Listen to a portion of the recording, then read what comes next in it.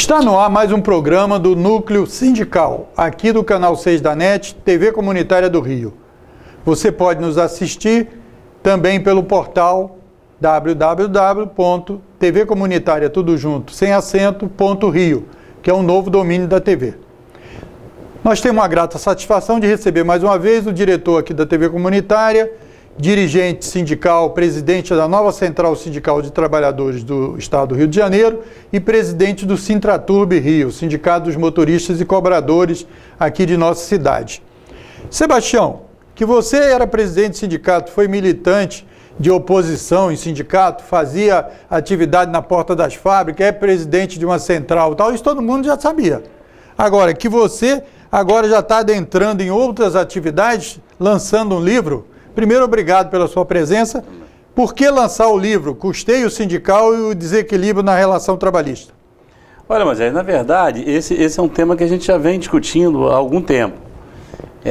Em palestra que a gente faz no Brasil afora, a gente tem colocado essa situação de não termos espaço na grande mídia, de não termos também nenhuma publicação que fale, na verdade, do desequilíbrio da organização sindical brasileira entre o financiamento da organização sindical dos empregadores, né, e a organização sindical dos trabalhadores.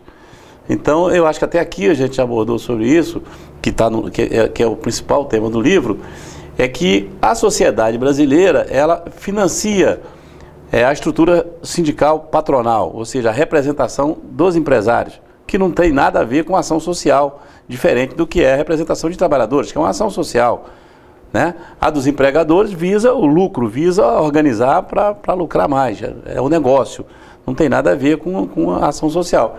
Mas, no entanto, todos sabemos que o custeio da estrutura sindical patronal é paga por todos os brasileiros que consumem, né, bens ou serviços, está tudo incluído ali. E recentemente, por isso, daí o motivo da gente lançar esse livro, nós tínhamos a princípio feito um artigo para ser lançado no Congresso Nacional da Comissão de Direito Sindical da OAB, que aconteceu no sábado passado em Belo Horizonte, falando desse tema. E aí a gente viu que o artigo ficou grande, e aí os próprios especialistas na matéria viram que é um tema de alta relevância pelo momento, principalmente pelo decreto que o presidente da República assinou há pouco mais de um mês, direcionando recursos do Sistema S para a Confederação da Agricultura, em um percentual altíssimo, ou seja, o Sistema S arrecada imposto, tributo, né? E esse tributo está financiando a organização sindical patronal.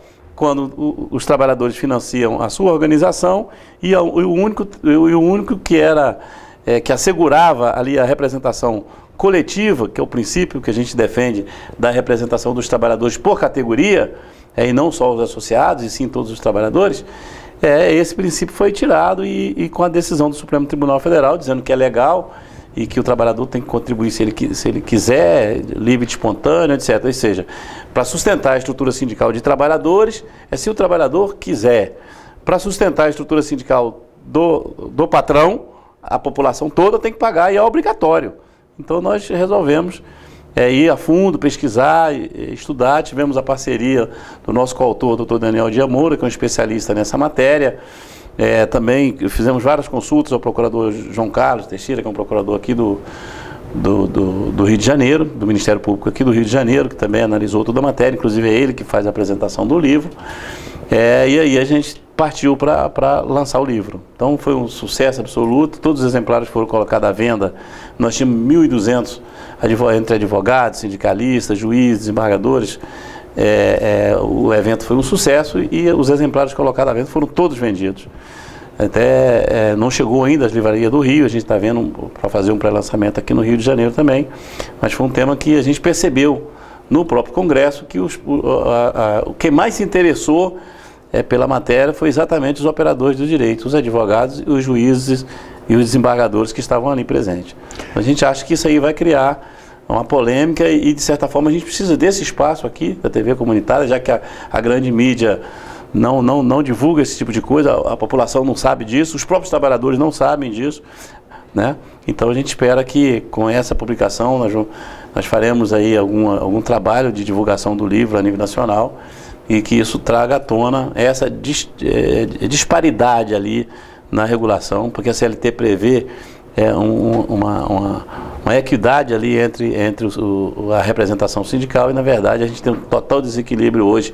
É o milionário contra o miserável, entendeu? O Sindicato dos Empregadores cheio de dinheiro, a representação patronal, toda a população brasileira pagando e o Sindicato dos Trabalhadores totalmente achatado. Não é à toa que eles tentaram, por via da reforma trabalhista, retirar todos os nossos direitos, mas nós estamos resistindo. Muito bem, então vamos destrinchar essa colocação aí do Sebastião a miúde para a gente poder entender. Primeiro, parabenizar você, né, que é o nosso dirigente aqui da TV e do movimento sindical, por estar adentrando nessa seara de lançar um livro, etc., porque sempre se tem uma visão aí de que isso é dos intelectuais, etc., intelectuais de universidade, né, orgânicos, etc. Não, mas os trabalhadores também têm sua representação, que faz livro, que organiza suas ideias, faz as suas denúncias e tal.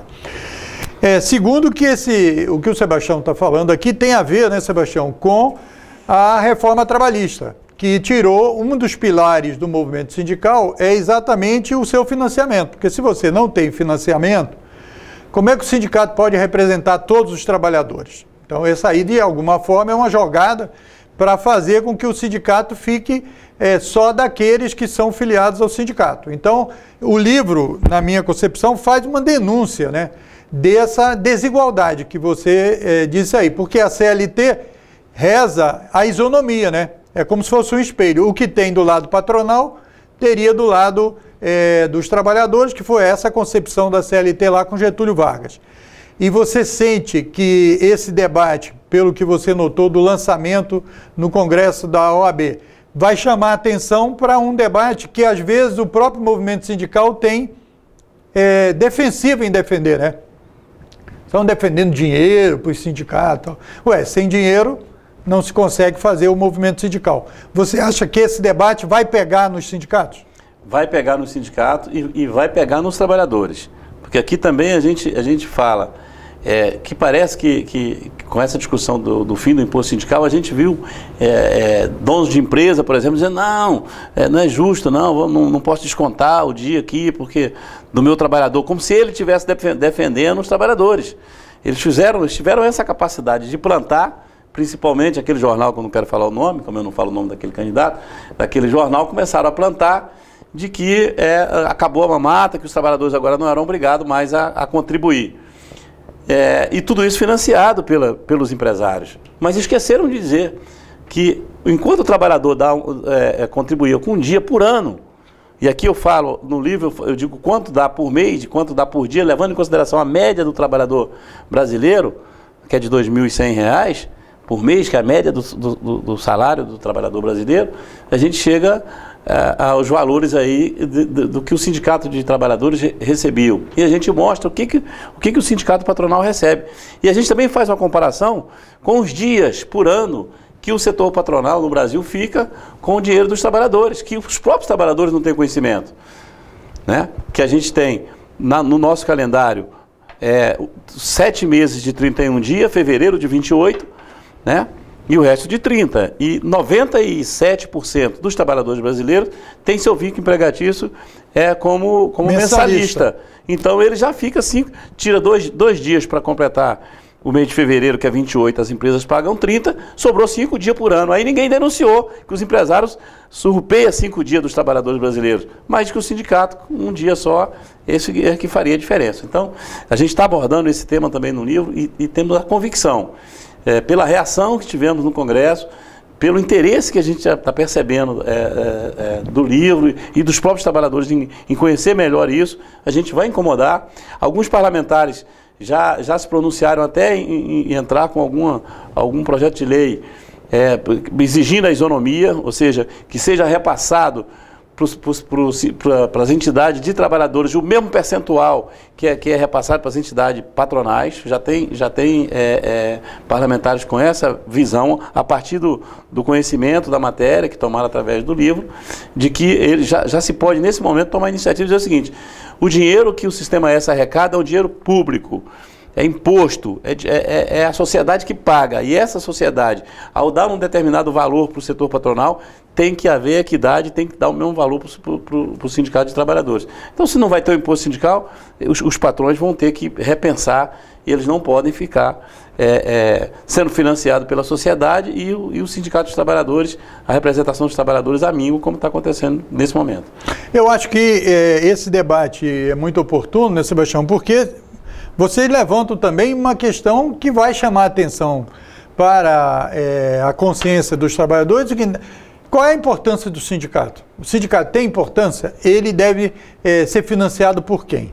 Certo? Então, eu acho que isso levanta um aspecto importante que tem a ver com a democracia. E nós que estamos perto das eleições de 2018, esse debate que você está trazendo nesse livro, junto com o Daniel, o advogado e tal, também levanta esse aspecto de qual é a importância do sindicato. Como é que você sente que a sociedade deva se levantar em defesa do sindicato como um instrumento democrático e um instrumento para fazer com que a relação de trabalho entre o patrão e o empregado seja um pouco mais equitativa? Na verdade, no sistema democrático, a gente percebe, e é do conhecimento de todos, que os sindicatos conseguiram sobreviver em plena ditadura militar e tiveram um papel super importante para a transição do sistema de autoritarismo para o sistema democrático. É uma instituição sólida, o sindicalismo brasileiro. Não existirá democracia no Brasil sem o sindicalismo brasileiro, forte, como sempre foi. E não será esse golpe que os governantes e os maus empresários tentaram dar na legislação brasileira, nos trabalhadores brasileiros, que vai diminuir a importância e o papel dos sindicatos. Nós estamos num momento de resistência, o próprio judiciário já começa a se pronunciar, no sentido de que o sindicato representa todos os trabalhadores, é um princípio da Organização Internacional do Trabalho, é o princípio da isonomia do sindicato, da liberdade, da autonomia coletiva. Esse é um tema discutido no mundo inteiro. E o que tentaram foi desmantelar a estrutura dos sindicatos, retirando os seus recursos para passar essas reformas malditas, como foi a reforma trabalhista, para que depois, logo a seguir, viesse a reforma que mais interessa para o capital selvagem, que é a reforma da Previdência. Então eles acharam, vamos esfacelar os sindicatos e depois a gente passa a reforma da Previdência. Acho que a organização sindical brasileira, a resistência que o povo brasileiro teve à reforma da Previdência, demonstrou que não foi esfacelando uma célula importante da democracia brasileira que eles conseguiram golpear os trabalhadores brasileiros e os aposentados com a reforma da Previdência, que não passou e não passará do jeito que está em governo nenhum. Com certeza. Não, e é importante que você levantou um tema que, inclusive, hoje nós estamos gravando aqui na TV Comunitária, hoje é dia 26 de setembro, quarta-feira, e a manchete de um dos jornais, que no caso foi o JB aqui do Rio, é exatamente sobre isso, porque o presidente golpista aí, o Temer, deu uma entrevista que está pensando até em suspender a intervenção no Rio para que logo após as eleições possa voltar o debate da reforma da Previdência, que você aí, que é um especialista nesse assunto, participou de muitas reuniões em Brasília, inclusive daquela composição 85-95, se não me falha a memória, etc. Então, a conexão da destruição das finanças do sindicato tem a ver com o enfraquecimento da estrutura para que as coisas maléficas aos trabalhadores, aqueles péssimas propostas que tiram o direito dos trabalhadores, possam passar batido. E os empresários reclamaram e o governo Temer deu dinheiro para os empresários e não está dando para os trabalhadores. Exatamente. E aí eu acho importante esse assunto que você tocou agora, é o seguinte, porque a reforma da Previdência, eles começaram agora, esse governo começou com o discurso de que vamos cortar privilégios. Então é o seguinte, já estão mudando o eixo de que a reforma é para retirar direitos, que essa reforma não garante nem o salário mínimo, mas estão dizendo, não, essa reforma é para retirar privilégio. Vamos corrigir os privilégios. Aí eu queria me dirigir a você, telespectador. Qual o privilégio? A cada 3 trabalhadores brasileiros aposentados, 2 são milionários. São os milionários que ganham salário mínimo. A cada 3, 2 são milionários, ganham salário mínimo. E a média do piso salarial pago pelo INSS no Brasil, segundo os dados do próprio governo, é de R$ 1.361. Então, os aposentados brasileiros são os milionários que ganham, na média, R$ 1.361. É essa a reforma que eles querem fazer para retirar esse direito dessas pessoas. Ninguém é contra reforma. Na verdade, eu acho que o que precisa na Previdência não é reforma, é o governo que tem a moral de cobrar a dívida. Porque o que tem de sonegadores milionários que não pagam a Previdência Social... Até bilionário. Né? Até bilionário que não paga a Previdência, isso sim, isso é dinheiro que está indo pelo ralo, e como eles não têm moral porque são financiados por essa turma, aí é mais fácil enfraquecer a representação dos trabalhadores para tentar passar essa reforma. Mas com certeza não vai passar. Não vai passar. E é importante, Sebastião, nisso que você está falando, porque também houve as desonerações, né? O governo falando que tem que fazer a reforma da Previdência para acabar com tal déficit, que eu vou falar daqui a pouco também, perguntar a você, eles tiraram o dinheiro do INSS, dando incentivos, etc. Isso também não é uma coisa você tocou criminosa? Me desculpa aí, o déficit, eles já abandonaram o discurso do déficit, porque os próprios órgãos do governo demonstraram que a Previdência não tem déficit. Quando você esconde, o governo esconde que tem vários tributos que foram feitos para financiar a Previdência e que não são levados em conta naqueles discursos ali na Rede Globo, naqueles comentaristas e tal, ele tem que esconder o déficit, né? Tem que esconder que não há déficit. Eles não estão falando mais no déficit, estão falando agora que a reforma é para cortar privilégios. Você veja, os privilégios seriam do salário mínimo. Privilégio. Cada 3 brasileiros, 2 ganham um milhão, milionários ganham salário mínimo. Onde é que vai tirar privilégio? De quem e da onde que vai tirar privilégio?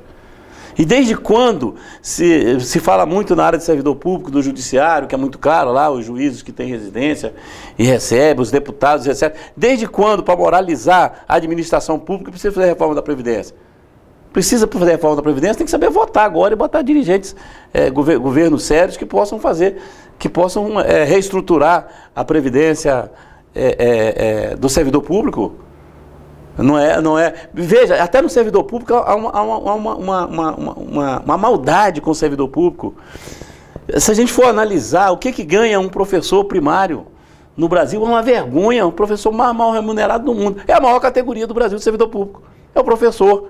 Então vai tirar de quem? Uma professora que ganha R$ 1.500 no interior do Ceará, do sertão, andando a pé, dando aula sem condições. Então, até no serviço público é uma nata, é uma elite que tem que se mexer, e para isso não tem que fazer reforma da Previdência. Isso agora, Sebastião, demagogia. Como é que você responde a 2 questões que eles colocam? Primeiro, uma é de que como financiar a Previdência? Então você disse que não tem déficit. Então o governo tem que pegar os recursos que estão definidos na Constituição, que é para a Previdência, e colocar na Previdência. E você também já falou aqui e tal, e esse debate todo sobre a contra-reforma, é que a Previdência é um instrumento de enfrentamento, inclusive, das crises, né? Em 2008, quando houve a crise mundial e tal, o Brasil sofreu menos porque, como a Previdência está presente em todos os municípios, né, com os aposentados e tal, isso também é um instrumento de distribuição de renda. Eu acho que, na verdade, nós temos que analisar em 2 ângulos. Primeiro, a Previdência Social no Brasil é o maior programa de distribuição de renda do planeta, do mundo. Né? As pessoas que chegam a certa idade, mesmo sem ter contribuído, que é o caso do trabalhador rural, etc., têm direito a um salário mínimo para sobreviver. Eu acho que isso é humano e tem que ser mantido. Mas eu acho que o eixo principal dessa discussão, eu acho que está na idade mínima. E isso confunde a nossa população, porque, na verdade, o brasileiro está vivendo um pouquinho mais. Agora, viver um pouquinho mais não quer dizer que um trabalhador, por exemplo, um trabalhador do sertão, nordestino, que trabalha na enxada lá, ele vai conseguir trabalhar até os 70 anos de idade. Isso é um absurdo, uma coisa dessa. Um trabalhador da construção civil, que trabalha descarregando caminhão de cimento Esse cara vai trabalhar 40 anos, ininterrupto, para se aposentar? Isto é um absurdo. Agora, tem uma maldade embutida ali, que eles começam falando da idade mínima, 62 anos para mulher, 65 para homem, mas eles esquecem de dizer o seguinte, que eles continuam com o gatilho, de que a cada 3 anos de aumento de idade média da população, aumenta 1 ano da idade mínima de aposentadoria.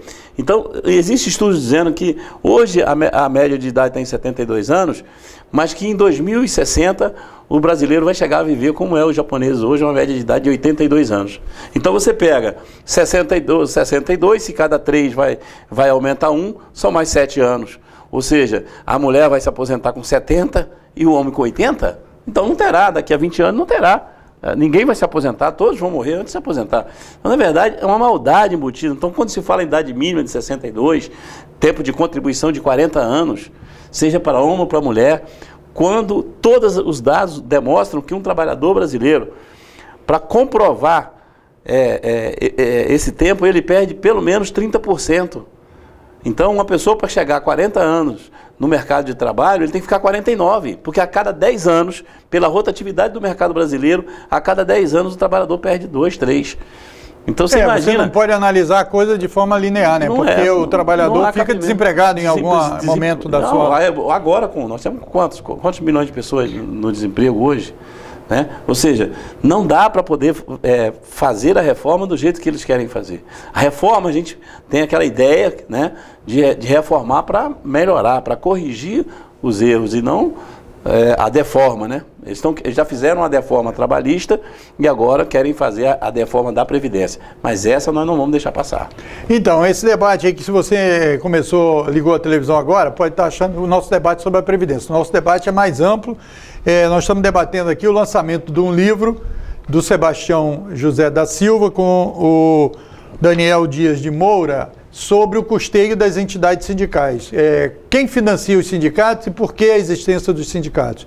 Aí eu queria que você abordasse também a importância para os direitos dos trabalhadores, como os sindicatos, historicamente, são responsáveis por essas melhorias nos direitos dos trabalhadores. Porque a gente sabe que o 1º de maio, o Dia Internacional da Mulher, são dias de homenagem à luta dos trabalhadores e das trabalhadoras. Como você falaria para os nossos telespectadores sobre aqueles que são jovens, que ainda não conhecem a vida sindical e tal, a importância dos sindicatos, porque a gente sabe que a quantidade de filiação aos sindicatos, a sindicalização ainda é pequena no Brasil. Você tem até os números aí, qual é o percentual e tal. Como a população entender melhor que os seus direitos do salário mínimo melhor, contra o trabalho escravo, pelo direito das mulheres, pelo direito da licença maternidade, descanso remunerado, tudo isso tem a ver com a luta empreendida pelos sindicatos. Na verdade é importante, e você disse bem, os mais jovens não conhecem a nossa história, todos os avanços que nós tivemos na organização do trabalho foi feito através de movimentos pesados, de fábrica, de greves, grandes greves, mortes até de muitos dirigentes, por exemplo, para chegar à jornada de 48 horas, que depois, na Constituição de 88, a gente reduziu para 44. Nós passamos aí 40 anos para reduzir 4 horas na jornada de trabalho, enquanto outros países envolvidos no mundo já têm jornada de 36 horas. Então nós chegamos à jornada de 44. E o que fez agora a reforma trabalhista? Nós voltamos para a era antes de 1917, que os trabalhadores trabalhavam 12 horas por dia. Nós voltamos a isso. Você pode olhar agora, a hora de refeição não é mais 1 hora, é meia hora para o cara almoçar. O cara, se estiver trabalhando num ambiente aqui para se deslocar até o local da cantina, da empresa, almoçar e voltar ao trabalho em meia hora. Gente, nós estamos retrocedendo 100 anos para trás. Se você observar a jornada de 12 por 36, jornada de 12 horas diária, é uma excrescência, é um retrocesso total. Até a garantia constitucional do salário mínimo com o contrato intermitente, eles tiraram. Nós temos, por exemplo, dar um exemplo, o Dia Internacional da Mulher, todos sabemos da história, o que aconteceu, né? Aquelas mulheres foram mortas ali por isso que existe o 8 da de indústria maio, têxtil, da né? indústria têxtil nos Estados Unidos. Foram queimadas. Quer dizer, uma luta para que a mulher tivesse direitos, para que as mulheres tivessem uma jornada segura. Agora, a lei autoriza a mulher grávida a trabalhar em local insalubre.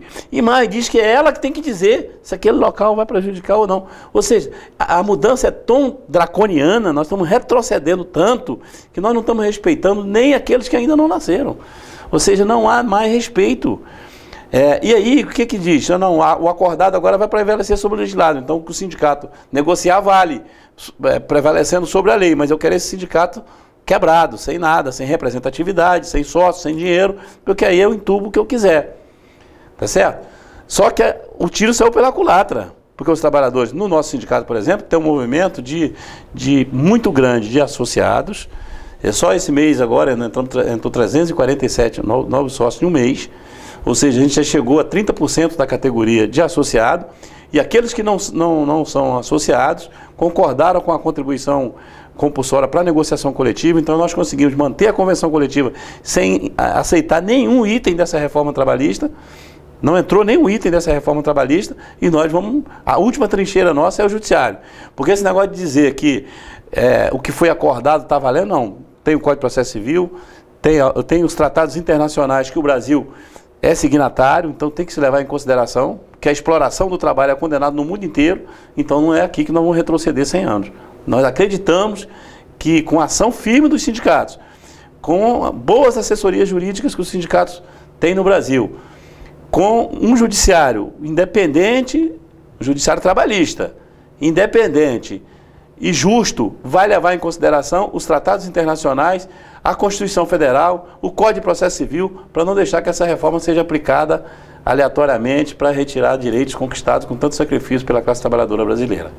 Muito bem. Sebastião, nós estamos terminando aqui a nossa entrevista. O Sebastião veio aqui ao programa lançar o livro que ele acaba de publicar junto com o Dr. Daniel Dias de Moura, Sebastião José da Silva, presidente da nova Central Sindical de Trabalhadores aqui do Rio de Janeiro, e é presidente do Sindicato dos Motoristas e Cobradores, Sintraturb Rio, aqui da capital. E é nosso diretor aqui na TV Comunitária. Sebastião, parabéns mais uma vez por esse trabalho, que é um trabalho que exige uma concentração, e essa experiência, essa expertise que você tem no movimento sindical precisa ser divulgado mais amplamente. Eu queria que você usasse esses minutos finais para falar diretamente aos trabalhadores, inclusive que nós estamos num período eleitoral e, portanto, tem aqueles candidatos que defendem a tal da reforma trabalhista que você fala. Estão falando aí no retorno da reforma da Previdência Social, que você aqui já denunciou tão bem. E se você tiver mais algum dado sobre aonde você vai lançar esse livro, o que eles fazem para encontrar, use aí a TV Comunitária do Rio, as nossas câmeras, para fazer a sua chamada final em defesa dos trabalhadores e desse instrumento, que é um instrumento de conscientização do trabalhador, que é o seu livro. Primeiro, queria agradecer aqui a oportunidade, me dirigir a você, telespectador, dizer que nós vivemos um momento no Brasil ímpar. Eu acho que esse é um momento histórico, um momento que pode dar outra direção para o nosso país, mas é importante que você pesquise, que você analise o perfil dos candidatos, principalmente a classe trabalhadora tem que observar em quem vai votar, se já tem mandato, como ele se posicionou no Congresso Nacional com relação à reforma trabalhista, com relação à reforma da Previdência. Então é importante a gente não eleger pessoas que estão a serviço do capital internacional, que estão transformando a força do trabalho como mercadoria. O trabalho não é mercadoria, o trabalho dignifica o homem. Nós não podemos aceitar esse tipo de precarização desse nível do trabalhador brasileiro. Então é uma responsabilidade nossa, esse é o momento. Com relação ao lançamento do livro, não chegou ainda nas livrarias do Rio, só está em Belo Horizonte. A gente deve estar programando o lançamento aqui, talvez na OAB, na Comissão de Direito Sindical aqui do Rio de Janeiro, não tem data ainda, mas provavelmente agora, depois das eleições, nós lançaremos o livro aqui no Rio. Era isso, e eu acho que o destino do nosso país está nas mãos dos eleitores, que certamente saberão escolher para a gente virar esta página de golpe, de corrupção, de uma série de coisas que paralisaram o país e quem está pagando é a classe trabalhadora. Obrigado, Sebastião, mais uma vez, e eu queria agradecer a você que teve a paciência de nos ouvir, nos assistir e também pela sua audiência. Esse foi um programa do núcleo sindical aqui da TV Comunitária do Rio de Janeiro, canal 6 da NET. Você pode nos acompanhar acessando o portal na internet, que a gente transmite ao mesmo tempo no canal 6 da NET e ao mesmo tempo na internet, no www.tvcomunitaria, sem acento, tudo junto, .rio, ou no outro domínio que a gente já tinha há algum tempo, que é o tvcrio.org.br, que está aí no rodapé da sua televisão. Até o próximo programa do Núcleo Sindical, aqui do Canal 6, TV Comunitária do Rio.